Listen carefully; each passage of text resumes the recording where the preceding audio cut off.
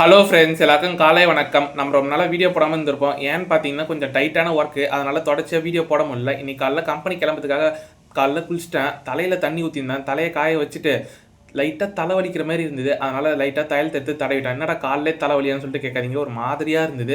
கை கால்லேருந்துலாம் தோல்லாம் உரிய ஆரம்பிக்குது. என்னன்னு தெரியல, அது ஒரு நான் வளர ஆரம்பிக்கிறேன்னு நினைக்கிறேன். அதனால் கை கால்லேருந்துலாம் தோல் உரிய ஆரம்பிக்குது. காலைல குளிச்சுட்டு பவுட்ரு கொஞ்சம் லைட்டாக தூக்கலாக இருக்குது. வாய்ஸ் ஓவர் கொடுக்கும்போது தான் தெரியுது, எனக்கே இப்போ தான் தெரியுது. இந்த ஜாமா விளக்குறது வந்து துணி சோப்பில் விளக்குறம்பளுக்குது, அது எனக்கு தெரில. அதுலேருந்து அந்த ஒரு மாதிரியா ஸ்மெல்லு ரொம்ப டாமினேட்டிங்காக இருக்குது. காலைல சாப்பாடு வடிச்சிட்டேன். மேனேஜர் மேம் வந்து எனக்கு வந்து ஒரு நெல்லிக்காய் ஊறுகாய் கொடுத்தாங்க. நல்லா நல்லெண்ணெய் ஊற்றி வதக்கி லைட்டாக வாயில் எடுத்து வச்சுன்னு சரியான ஸ்ட்ராங்கு டேஸ்ட்டு வேறு லெவலில் இருந்தது.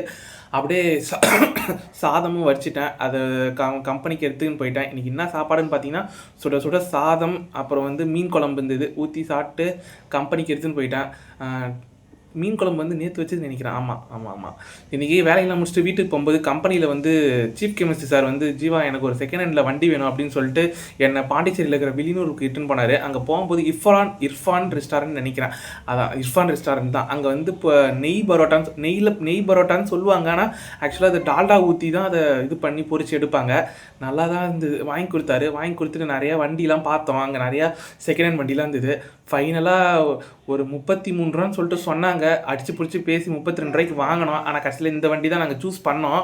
ஆனால் அதை கடைசியில் வாங்கவே இல்லை. அவர் கடைசியில் வேறு ஒரு வண்டி வாங்கிட்டார். சரி, இந்த vlog உங்களுக்கு பிடிச்சிருந்தா லைக் பண்ணுங்கள், சப்ஸ்கிரைப் பண்ணுங்கள், ஷேர் பண்ணுங்கள்.